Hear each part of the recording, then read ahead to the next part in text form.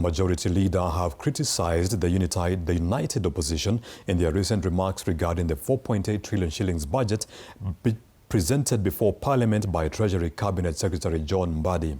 The leaders further insist the budget is mwananchi oriented as they observed a moment of silence for the late ODM party leader Raila Odinga, whom they termed a champion of the economy.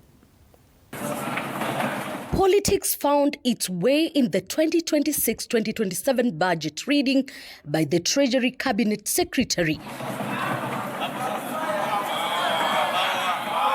Chants of power were loudly heard as CS Mbadi took the floor of the National Assembly.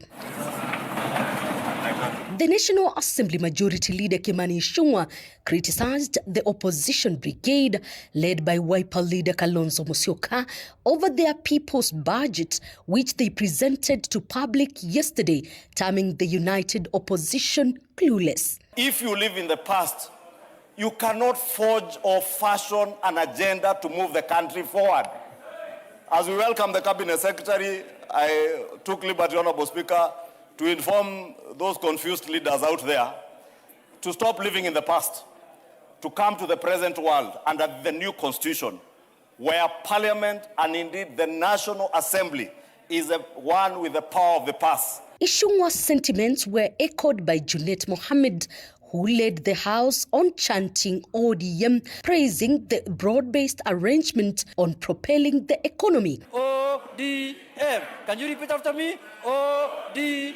Junet says the economy wouldn't be better, as he termed the opposition as baseless opposers. They have spoken about the finance bill. First, they said that the finance bill has a clause that says all freehold titles will be changed to leasehold titles. That lie has been demystified.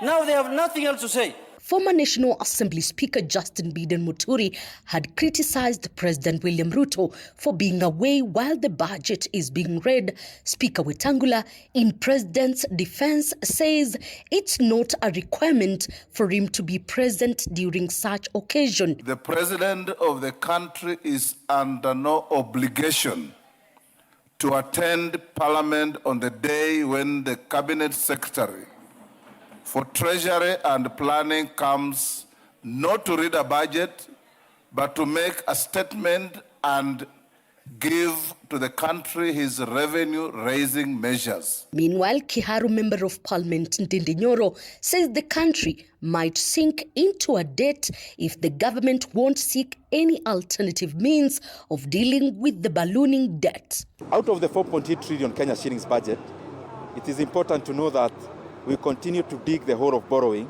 even deeper than before. We anticipate in the current budget to borrow to a tune of 5.5% of our GDP, which is the highest level in the previous years, and especially at the beginning of the financial year.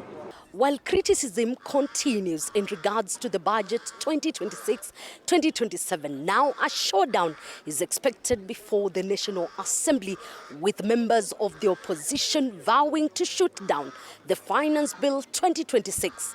Elizabeth Mutuko, TV 47, Parliament Buildings, Nairobi.